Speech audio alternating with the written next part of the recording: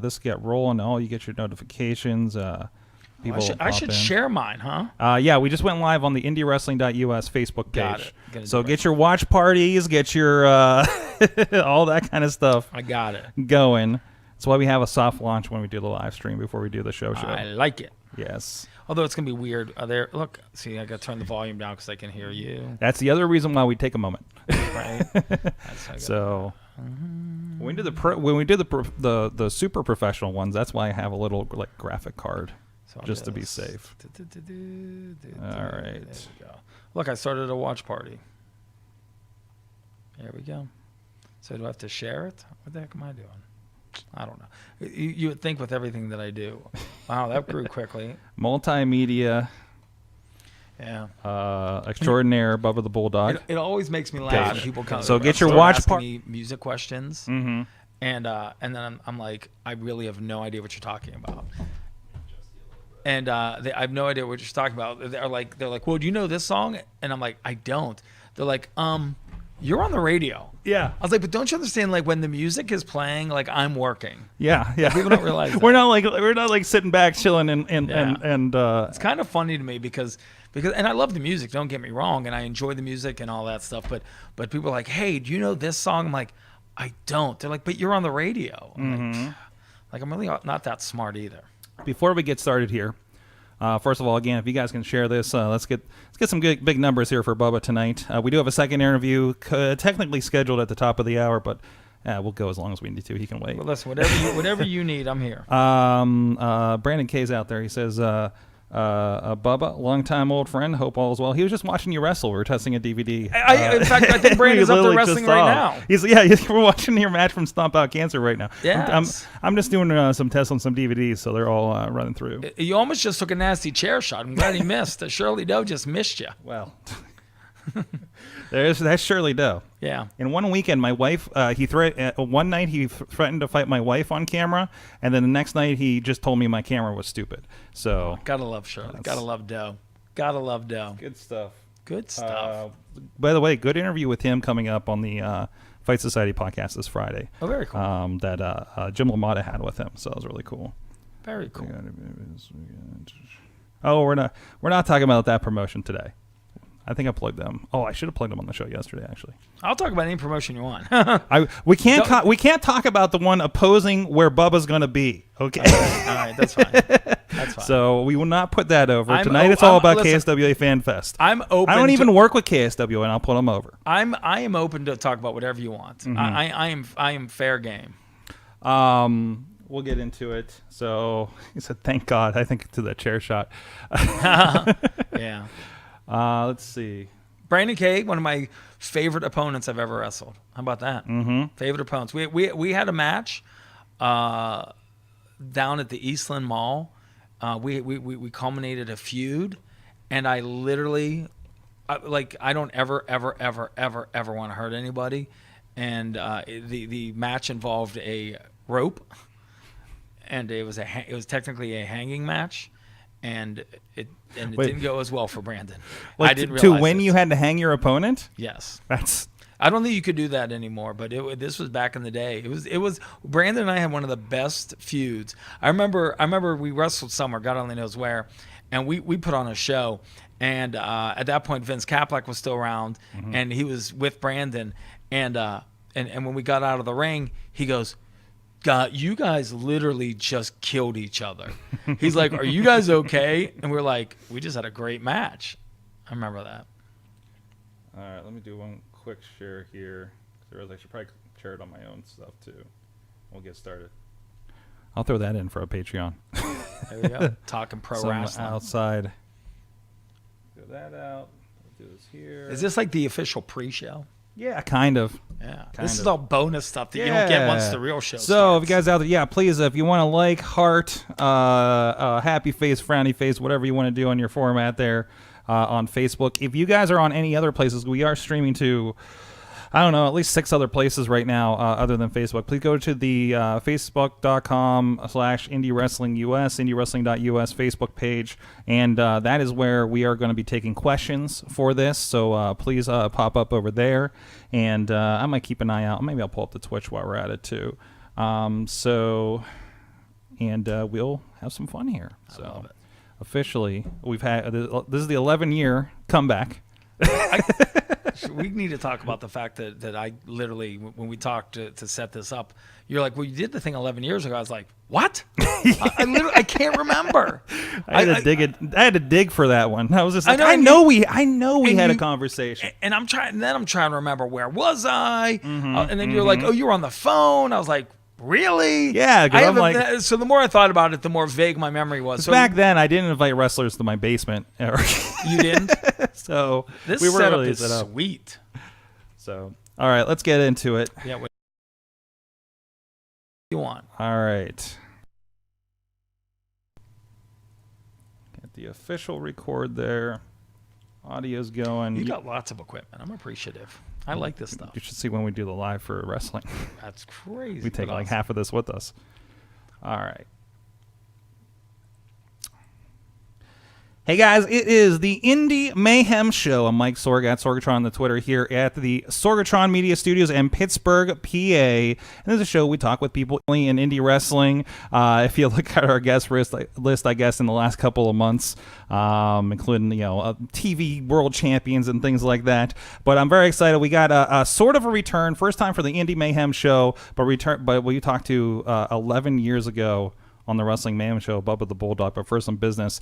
Please go check out everything at WrestlingMayhemShow.com and IndyWrestling.us, WrestlingMayhemShow.com, where you can find all the great podcasts, including past episodes of this and a lot of people we've interviewed over the years here and on the Wrestling Mayhem Show, including other podcasts for Fight Society, Rise Wrestling, Strong Pod, and, of course, the Monday Mayhem Show, where we've just been kind of talking about Disney Plus because that's how we feel about Raw right now. That's kind of where we go. Really big Lego report this week, by the way. Also, if you have want to drop a line to us, hit us up at goodtimes at WrestlingMayhemShow.com, 412-206-WMF0. If you have questions for somebody we've announced on the show, or because there's so much wrestling, obviously, we can't get everybody or think of everybody that we should talk to. If you have somebody you think we should have on the show, please drop us a line over there or on our social media at Mayhem Show or at US Indie Wrestling, and we will try to get them on the phone, in the studio, go to them sometimes, whatever we can do. Like I said, back here on the studio, back here on the show, first time in the studio, as Bubba the Bulldog, right here, right across from me, on the couch. Awesome. How you doing, sir? This is awesome. I'm fantastic. I apologize. Last time you were on, also, we had Mayhem Missy, who knows your theme song by heart, and I think sang you onto the show. Really? If I recall. Although I do have to tell you, especially working as a heel, having a customized. So I had it done the first WWE dark match I ever did in my entire life. No, I take that back. So the first WWE match I ever did in my entire life, I'm the only person still alive, because it was me and Yokozuna against the British Bulldog and Owen Hart. First WWE match was a house show at the Civic Arena. Did you know this? No, I don't know if we talked about this before. Yeah, so the first WWE match I did ever in my entire life was me and, like I said, Yokozuna against the British Bulldog and Owen Hart. So I came out to Yoko's music. And then the second thing I ever did for a house show was, and this is a great story because it was Goldust working as a baby against Mankind, and I was handcuffed to Paul Bearer. Yeah, true story. But here's the funny part of it. Harvey Whippleman was sort of like the guy that ran around and got everything from Vince. Yeah. So there was no handcuffs. So Harvey had to run around and try to find his handcuffs, right? So he goes and gets those plastic handcuffs you had when you were 3 years old. But they just have the switch to let it go? Right. But here's the problem. They wouldn't fit around Paul Bearer's wrist. Oh, no. So the entire match, we had to hold hands. So there was a spot where Paul Bearer had me pinned up against the post, and Mick was running at me full speed. And obviously I pulled him in the way to take the bump. But when he took the bump, we couldn't hold hands anymore. So miraculously, the handcuffs broke. And it was a great moment, which, by the way, was the hardest I'd ever been kicked in my entire life to this date. Mick puts me in the mandible claw. I go down. And I hear Mick mumbling through that Mankind mask of his, right? And the finish was the mask. But somehow I had to get the urn and throw the urn to Goldust, and he had to hit him. So he's mumbling something, and I'm like, then he's gone. I'm like, where on earth is Mick? I'm on all fours, and it was a house show, so there was no big pyro or there's no ramp or anything or stage. I look down the runway, and Mick is all the way by the curtain, and he starts running full speed. I'm like, what is he doing? He booted me in the head so hard that the side of my head felt like a Nerf football. And I'm like, when we get to the back, I'm like, dude, why did you kick me so hard? He's like, I was telling you to get back up. So, look, I get off on tangent, but back to the. No, that's great. So the first match I ever did for a dark match, I used Slam by Onyx, right? Which I think every indie wrestler ever has used at one point in their lives. Especially coming through the 90s, right? Everybody used Slam. Yeah. And they decided they were going to use me some more. So I got some, and I was like, well, okay. So I got some guy, he was a rapper in New York, to cut the theme that I've been using I've used a million themes over the years. I used Hate Me Now by Nas and all these different things. But when I decided that there was a chance that something may happen at the time, I wanted my own custom theme music. But people sing it. Because it's so easy to sing. So I'm working as a heel, and I look in the crowd, and people are dancing. I'm like, "You're supposed to hate me. What are you dancing for?" So that was a 10-second story that turned into 5 minutes about my theme song. And that's how we end up with our episodes of this. Yes. Especially when I have somebody who's been around for was it 25 years? So I Did started. I get the right number? So yeah, I saw you listed as 1995 when I was taking a quick peek at like cage match or something. So my first match ever was at McKeesport High School for PWX, and you couldn't even get in the building. It was me and the late Shocker Sean Evans against B.A. Briggs and Vince Kaplak, and we were. It was. Jumpin' Johnny DeFazio was my manager. Johnny DeFazio. Yeah, he was my manager. The late great Pittsburgh Steeler Justin Strelzik escorted me to the ring. I had an entire posse of people. It was packed. If you ask Hank Hudson will tell you that it was the largest attended indie wrestling show in the history of Pittsburgh. Really? That's true. So it was over 2,000 people. If you follow his Facebook, he keeps track of everything. That's pretty good. Yeah.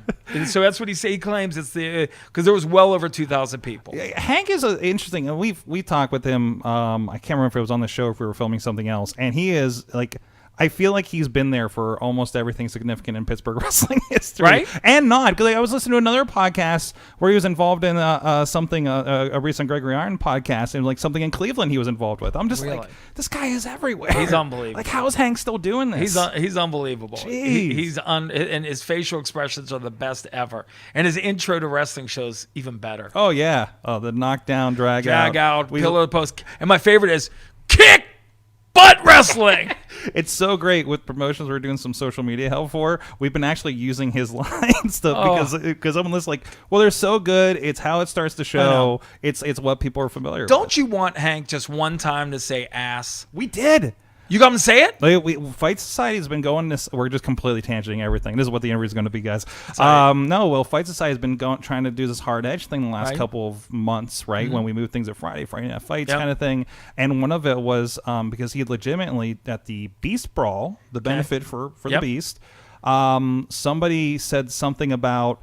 Like he said the rules of the Beast Brawl, which is, a Royal Rumble kind of thing. And there was some specific stuff in there. And somebody's like, we know how a thing works. And he's like, well, that's not how this one works. And then they kept going on about stuff as like, I think Brandon was first out and maybe Dean Radford was the second.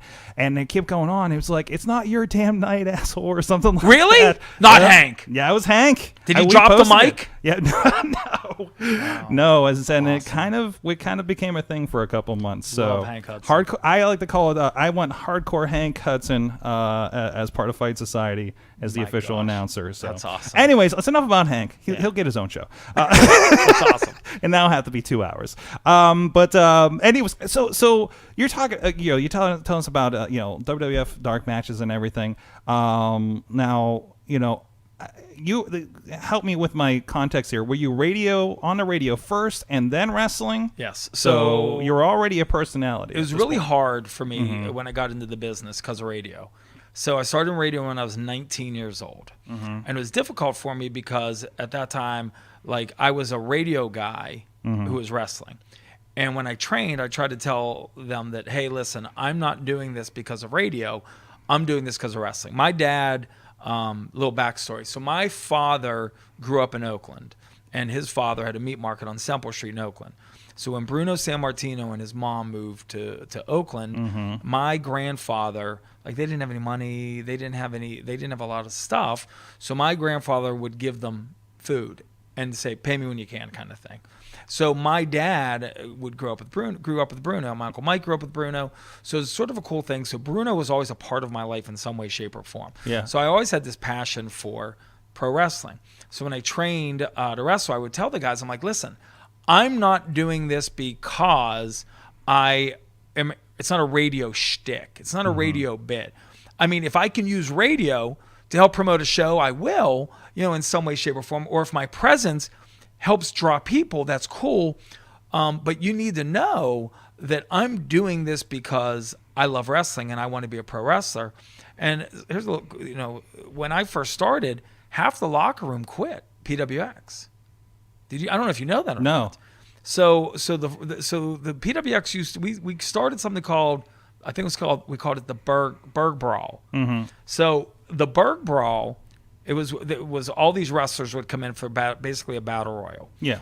And we started it out of necessity, because what happened was half the locker room quit because they were mad. And they were mad that this radio guy was getting a push, right? And this has been 90s at this point, right? PWX 97 maybe. Okay. 96. So I we think didn't have enough wrestlers to put on a show. Yeah.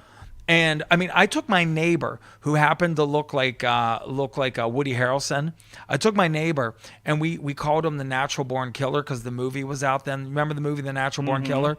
We taught him enough spots, right, so that he could come into a battle royal and get thrown out of a battle royal and not get hurt. So we took people that weren't even barely trained at wrestling, because everybody was so angry. And these guys, by the way, in the years gone by, there's no hard feelings anymore. But at that moment, this was 20 years ago, right? So at that moment, they're like, well, who's this radio guy getting the push? And I kept saying from day one, I'm like, listen, when I'm here, I'm one of the boys. I mean, if I went to a show and nobody got paid, I didn't get paid either. And we're talking about, like, these days, like, there's so much crossover. I mean, in the mid 90s, other than like Vince doing it, right, on WWF, like, that really didn't happen on this local level, right? Yeah, it didn't happen at all. I mean, it didn't. There was nothing like that. And at that time, Jim Miller was running out of the Eastland Mall, and he was it. I mean, PWX was the only independent. And listen, you can say what you want. He's still running to this day. And listen, and the Eastland Mall, I mean, we did the idea of doing the TV show. So all of that was born into this TV show, right? And the idea was, and I remember when we were talking about it. There you are, and I think circa 1998 at the Eastland Mall. Where did you get that from? Oh, we might have been digging through some classic stuff in the recent months. Sean Evans, there's Shirley Doe. Shirley Doe had dark hair, and so did I. My God, look at that. Did I have a beard? Yes. Wait a second. Listen, I've taken way too many bumps. I do not remember ever having a beard in my life. I had dark hair. Forget the fact that I had dark hair. I actually had hair. But so, it was just an interesting time then. We had this idea and to run these shows. And I remember having a meeting with the TV stations, and I got it dirt cheap. And I said, we're going to run late. We want everybody to come home from the bars, have some beers, be half tuned up, and for them to watch local independent wrestling. And the guy that was, we called him the Doctor, the announcer. Do you remember him at all? No. So he was called the Doctor, right? Disclaimer: I did not discover Pittsburgh independent wrestling until 2006. Oh, okay. So not from there was a guy that we called him the Doctor. I played flag football with him, and he had this great. That's a great connection. Over the top voice, right? And he didn't know much about wrestling, but he had so much energy, and he said things that, like, he had no idea move. So, like, if somebody threw a suplex, I don't even know what he would call it, but he called it with so much conviction and excitement that he almost got like this cult following. And this thing just took off. So all of a sudden, people were watching this wrestling at 1, 2 o'clock in the morning, half tuned up on a Saturday night, and it explodes. It literally takes off. And next thing you know, the houses, you can't even get in the building. It was a blast back then. It sounds like a second coming of what studio wrestling was. I mean, It was. that went away in the early '80s, if I'm not mistaken, something like that. No, I think earlier than that. Earlier than that, yeah. Not that old. The old WIIC. Oh no, that was 70. That was so. I wasn't. Was I born like when I was like one? It was already gone. Yeah. I didn't watch as a kid. So, but again, it's like it feels like this is this is wrestling town. I don't think you can call it anything else but that here in Pittsburgh. Know, by the holy crap, how much wrestling happens here on a weekly basis. Right. Not let alone monthly. To that studio wrestling era. To that late '90s era when things were hot with the Monday Night Wars, and you guys were right in the middle of it. I understand. One time PWX was in between ECW and Shotgun Saturday Night on a local, so it was like right along with that stuff. Funny story is the funny story. There was a show that you could watch me on PWX, and then I was on Shotgun Saturday Night the same night. True story. That's awesome. That's like I know like Facade did like Ring of Honor and Impact in 1 week one time. Isn't that great? Like in recent months because of the taping schedule. It was awesome. Yeah, that's but to be like, hey, that guy was just wait a minute. Yeah. So that's awesome. And that ECW television programming was so different than anything else out there at the time, and the way that they edited it, and the way they showed it, and the way they featured it, it was just exciting. Real quick, just a pause for a second because geez, who's who of wrestling is popping up in the chat room. John McChesney says, "Hi, Bubba, founding fathers for life." Yeah, right. I was around for that. I was behind the camera and behind production on that era for sure. Yeah, founding fathers fight. John McChesney, man. We've had these guys. This is a brotherhood. This is a brotherhood. Some of my favorite people. Listen, my best friends in this entire universe are professional wrestlers. I mean, like as a shoot, I mean, Super Hentai, Jimmy Vegas, Denny Gregory. We are the four of us are best friends in the real world. I really, I got to be at Super Hentai's wedding. I'm just like, the founding fathers are here. Yeah. We are. And our stories are true. Yes, absolutely. Let's see. Brandon K saying the Doctor, what a gem. So he remembers the Doctor? He remembers the Doctor. BC Steele remembers the Doctor for 20 years. He's wondered where that guy came from. Yeah, so he played. So once again, at that time I was trying to help. That's all I wanted to do was help. I wanted to. So I had to overwork to prove to the boys that I wasn't just doing a radio bit. Yeah. So I did everything I could to help. I did the whole Kurt Angle story. I remember Kurt Angle and I, Jim trusted me with the key to the back of the mall, and Kurt Angle and I showed up to train one day. Kurt would do a week in Stamford with Dory Funk Jr. and he'd come home for a week, and the ring was pulled apart. So we had to basically rebuild the ring so we could work out for a couple hours. So Kurt was building the ring. Yeah, it was Kurt and I. We were the only two people there. We were literally the only two people. So people were wondering if Kurt, he rolled in, he was the Olympic guy, he still paid his dues. Listen, to an aspect. The funny, Kurt and I, I think his first match on pay-per-view was against Stasiak.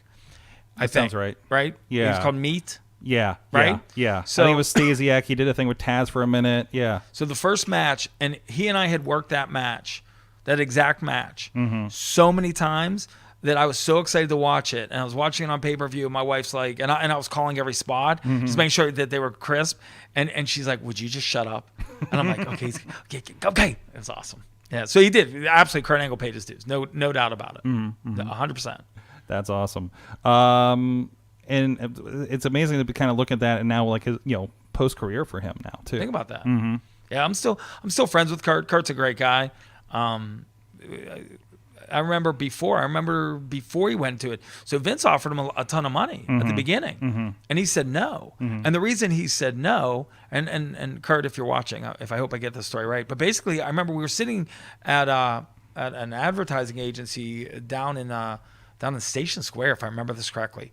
And if I remember the story correctly, Vince offered him a ton of money, and he drove. And on his way back down, he did an appearance at an ECW show. And this was the infamous crucifix night, wasn't it? Yes. Yeah. And he goes to me, he's like, Bob, I can't do this. I was like, what do you mean? He's like, dude, they crucified a guy. And I'm like, what do you mean? And I don't remember who the wrestlers were. He's like, I just won an Olympic gold medal. Like, I don't know if I can do this. I was like, dude, you're not going to make the money that Vince McMahon offered you. He did the TV thing for a while. And then later we talked and he's like, I'm doing it. He goes, I'm doing it. I was like, well, and that, like I said, at that time they didn't have, they would go to Stanford, work out with Dory Funk Jr. and come back. And, we did a lot together at the time. And he's a great guy. I mean, we had a lot of fun together. Awesome. So, I say I think you have probably wrestled for about every promotion. Let's say every promotion that's more than 5 years old here in the area. I probably have. The IWC thing. I think since the last time we talked. So, the IWC thing was there was a company called RTN Studios, and they were developing television shows. And one of the shows that we developed, that came to me was this IWC show. We developed a show, a news show. That's like when we were calling you guys Founding Fathers those years ago. That wasn't just a cute faction name; like you were literally there. So, well, I created at the inception. it. So the reason it's called the International Wrestling Cartel is because at the time when we started it, the television show The Sopranos was gigantic, and we thought the word cartel really fit the mold of what they were doing. So we developed the IWC for Dish Network, for the Dish Network, and for they were creating something called like the Man Channel. Now if I remember correctly, the Man Channel ended up launching on Dish Network, but I think it became Spike TV. It just never happened. We never got the deal. It kind of morphed into, because I think Spike TV, like TNN became Spike TV at one point. Yeah, so I don't like the idea kind of just modified. Yeah, but we were developing TV wrestling for Dish Network, specifically for Dish Network, and we created this IWC International Wrestling Cartel, and we did TV tapings. We did a TV taping at their studios. In fact, we took 2 limousines and pulled them in as backdrops to give that whole cartel, that whole mafioso kind of thing. And then we did a TV taping at the Pepsi Roadhouse. A friend of mine, AJ, still, if he can find them, has all the beta recordings of the original IWC. I would love to see those. Those got to make their way to YouTube. You just can't imagine them, right? So what happened was when, it didn't work out. It just didn't work out for whatever reasons, business-wise. So they said to me, they're like, listen, we don't have the money to pay you for all your work, because we were developing other TV shows too. Yeah. We did a nightclub show called the Echo Lounge. So I was actually working for RTN doing multiple platforms of development. So one was a wrestling show. One was there was a thing called TV One, which kids would watch in school. So we were developing like a news story for TV One. We were developing all these different things, right? So it just didn't work out.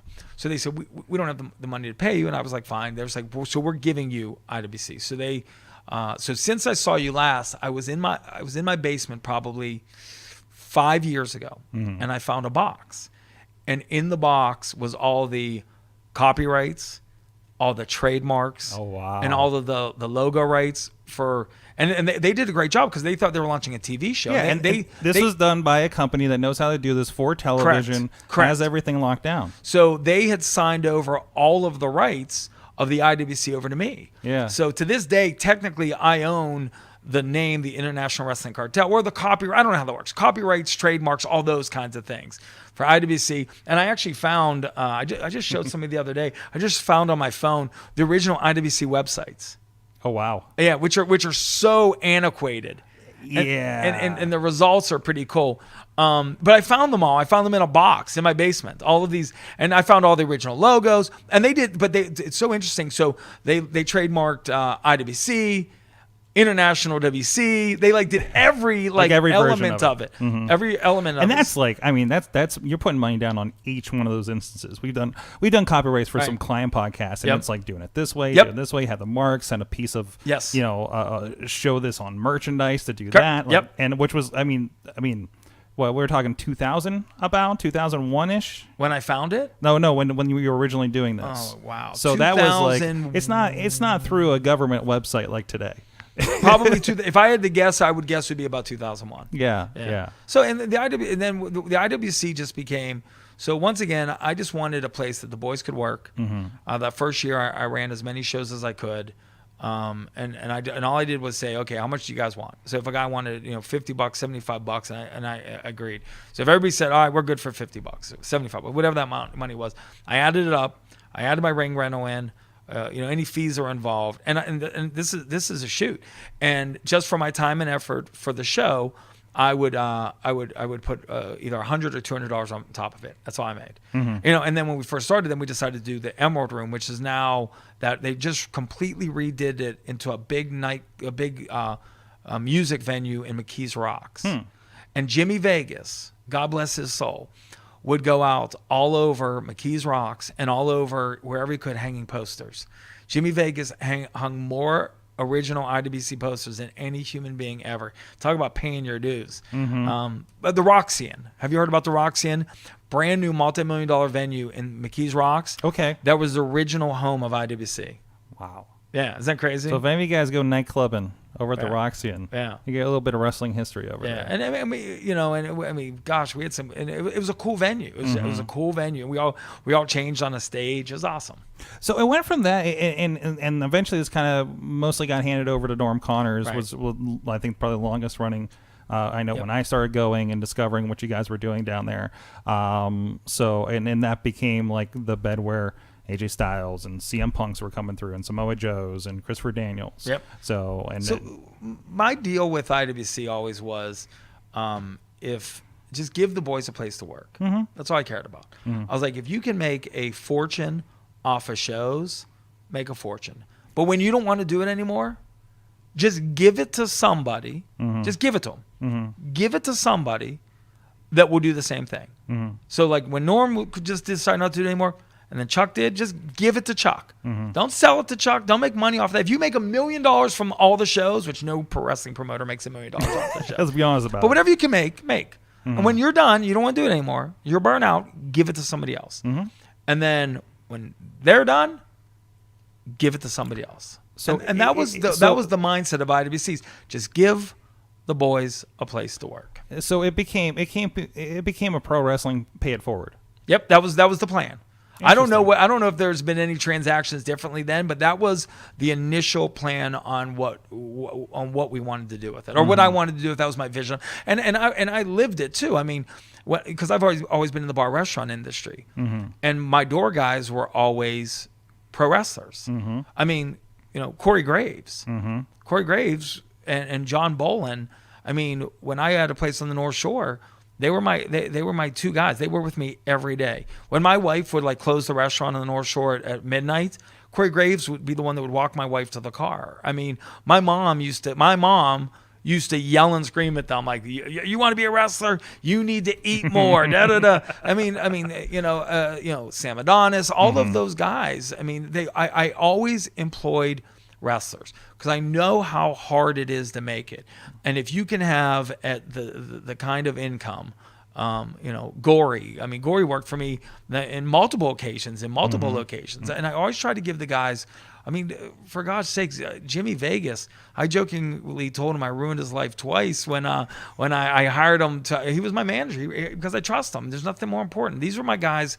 Like, I always wanted to give the guys a place to, say, okay, so you're gone this weekend, you can't work this weekend, but if you don't have shows next weekend, I'll pay you to run the door or do whatever. That was always my plan. And that's always, I mean, you always hear about that. I mean, I think Corey Graves still mentions his days bouncing on his new podcast. Does he so really? I know he's mentioned somewhere along the way about paying the dues and stuff. I don't know if he'd want to talk about it, but that's where he met his first wife.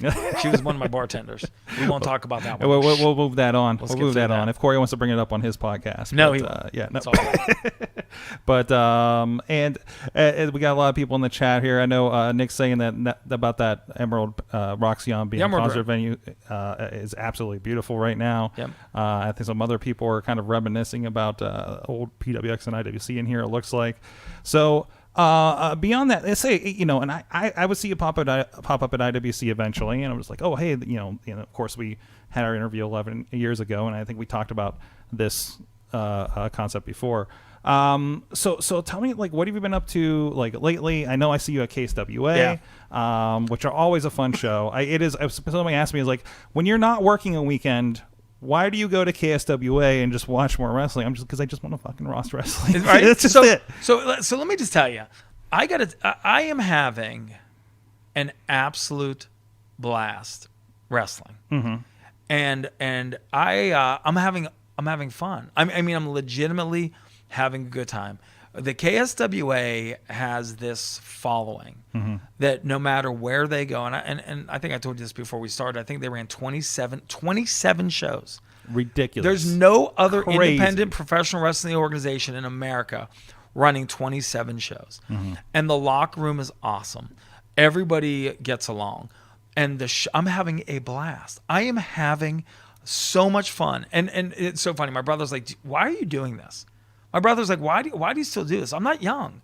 Although I feel better than I felt ever. I went through a period of time where I was really out of shape and I gained a lot of weight and I lost like 40 pounds and I feel better. And then he reached a point, he's like, you know something?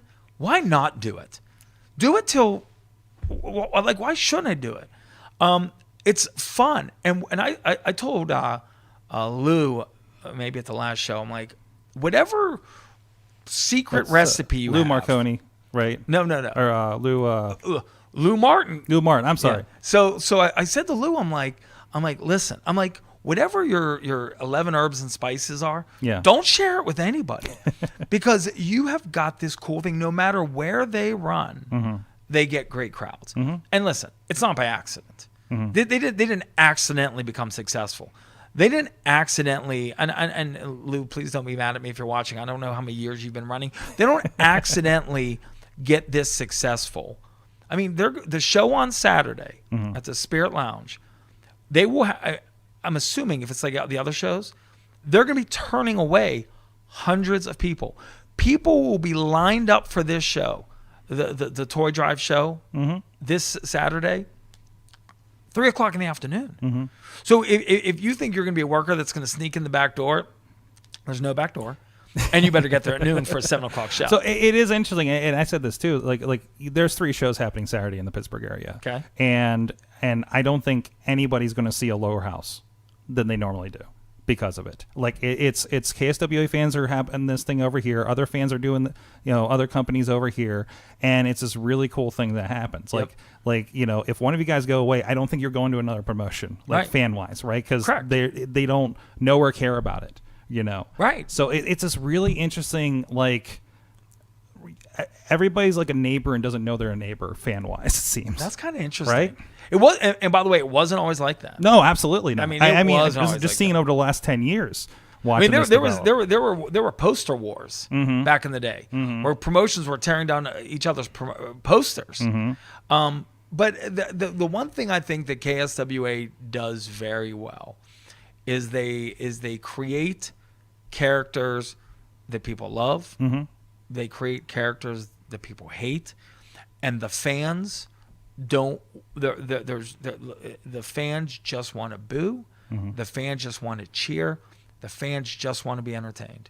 That's it. And that's why I love it.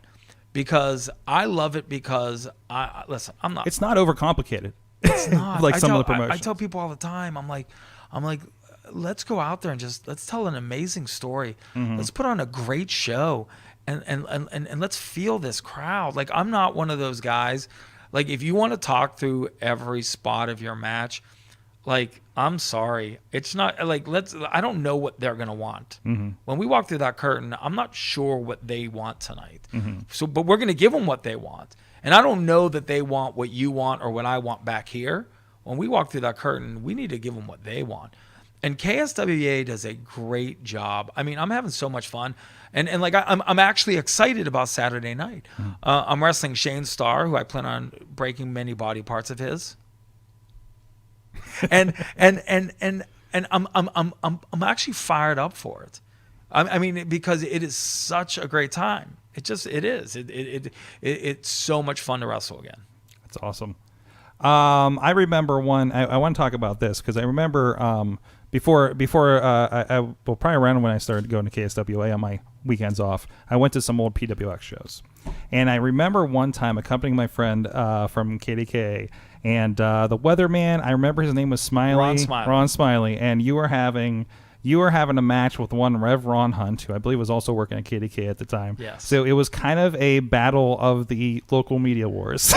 which, by the way, so do you remember that match at all? I do. I was ringside for it. I remember a lot of it. I remember you guys getting at Ron at ringside and getting him riled up. That was a trip. So the one thing I actually asked to wrestle Rev, and the one thing I was like, man, he's got these great pipes. He's got this great ring entrance. And I was like, but I remember saying, but once you enter the ring, you lose that at the time. Right now, this is years ago. Yeah. I'm like your character needs to be from the point you walk through that curtain to the point you walk back out through that curtain.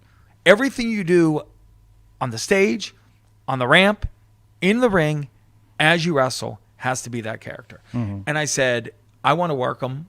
I want to help him with that. And that match was all about that. About me being a guy that saw, and listen, and maybe you could look back and say Rev didn't need any of that. Maybe my ego is saying he did. I don't know.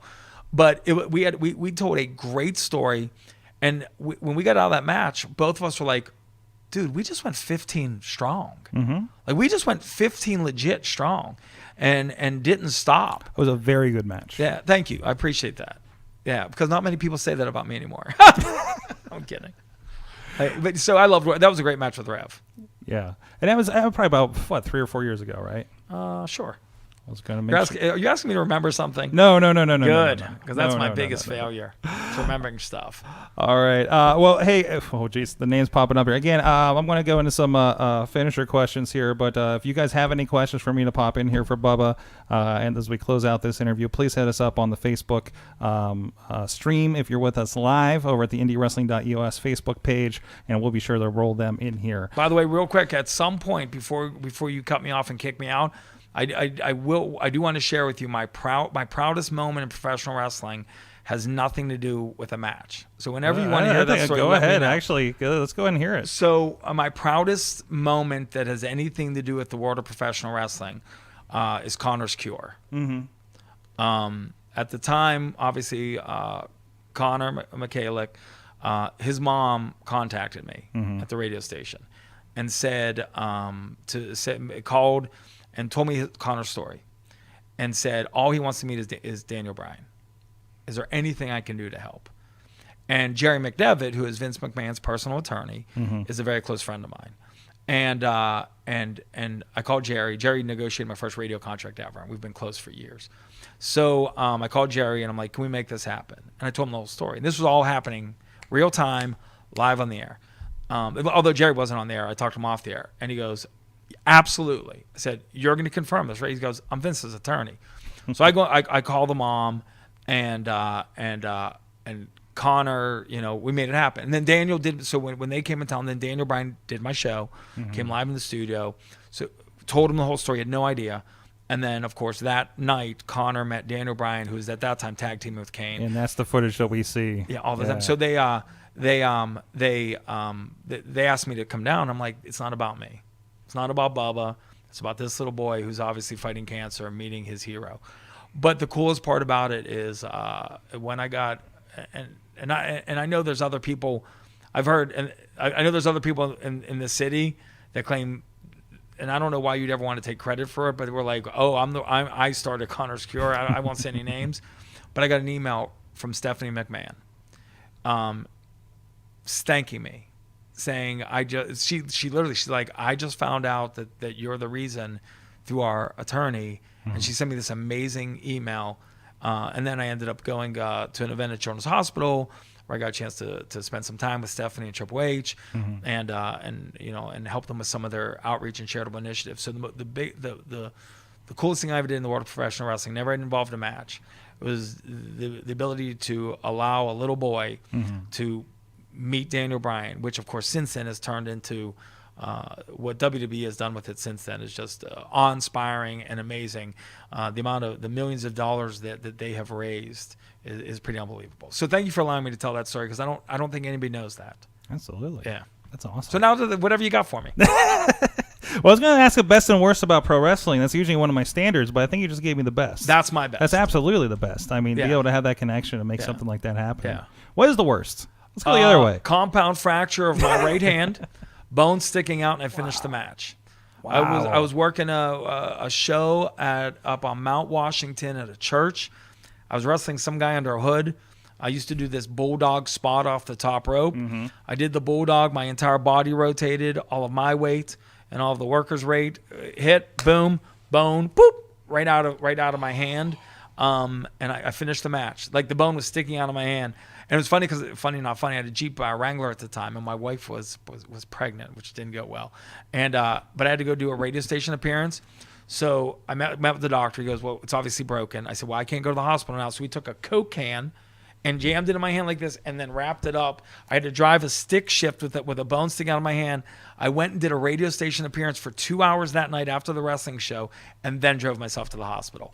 That's the worst. That is, wow. And you can't see it, but I still got the scar to prove it. I was just watching they did the Untold on Sting's time in WWE, and talked about that match with Seth Rollins where he kept going even though he was basically almost was paralyzed. Yep. And they're talking about that. They have this discussion there about this weird thing where a wrestler has to finish the thing, has to finish the job. Is that and weird? You finished 2 jobs. Yeah. Isn't that crazy? I know. Yeah. So it is weird. I don't know. Wrestlers, we're a different breed. Mm-hmm. There's no doubt about that. There's a reason if somebody isn't kind of keeping up on the work ethic that they kind of get bounced pretty good. Awesome. So see if there's anything else here from the chat room. So what's coming up here? Obviously, you got FanFest as of this recording this weekend. Yep. KSWA, I know you pop up there. Yep. You still got a belt over there? Yep. I not only do I have the I should have brought it with me. See, I didn't even think about that. Isn't that crazy? I keep it in storage. I have it above my mantle. Oh, okay. I really don't even That's have where it needs to go. I really don't even have a mantle, though. That's the problem. So I am the so I was the me and Denny Gregory were the tag team champions. Oh, geez. And then we dropped the belts. He became the heavyweight champion. I became the 5-star champion. Mm-hmm. Then I was Bubba 2 belts because I was the 5-star champion and the Golden Triangle champion. And I think I might have caught one of the shows with you guys as a team, and that is Lookout Crowd, because I mean the 2 biggest mouthpieces. Let me just say the 2 biggest mouths in pro wrestling around. Yes. We have fun. Yes. I think KSWA management and ownership get nervous when we're together, but it's a good kind of nervous. So then I dropped the 5-star. I'm the Golden Triangle champion, and I've had a blast doing it. It's sort of coming full circle this Saturday night at FanFest down in Lawrenceville. KSWA.net, by the way, because I'm wrestling Shane Starr, who, by the way, to go full circle, he is one of the guys that beat Denny and I for the tag team belts. So this is a match a year and a half in the making. So and it's gonna be a great match. I mean, if you like watching him get hurt. Always a good time out there. We got a comment out here from Aaron Lester. Bubba put Pittsburgh pro wrestling on the map in the 90s, in my opinion. Oh, thank you. There Very you kind. go. I don't know necessarily that I did that, but I kind of brought some attention to something I loved. And once again, to go full circle to the beginning of the interview, I was a radio guy and I was a wrestler. And I didn't want anybody to when I was doing radio, I was doing radio. When I was doing wrestling, I was doing wrestling. But if somehow my presence in wrestling as the radio guy could help wrestling, and Aaron, if you think I was a part of the resurgence, I appreciate that, and I'm humbled by that. Let me ask you that. How much does wrestling come up on your radio show? A lot. A lot? So I don't have any real talent. I don't. I'm just me. So the guy that's sitting here on this amazing couch talking to you now is the same guy that'll be talking on the radio tomorrow morning at 5 o'clock in the morning. The only thing I have is me, and I'm honest, I'm transparent. I am who I am. So if it's happening in my real life, it's happening on my radio show with Melanie. And it's kind of cool because wrestling's a big part of my life. It's a big part of my life for years. So it's a part of the show. And Melanie gives me a hard time. I tried to get her to be my manager for my match on Saturday, and she shot me down. That's why I don't like her. Why would somebody not want to be out there? Right. I mean, right? Especially for this show. Yeah. Standing room only Why don't you come crowd. out there The in front of- energy. Listen, the energy in the building on Saturday is going to be insane from the first bell to the last bell.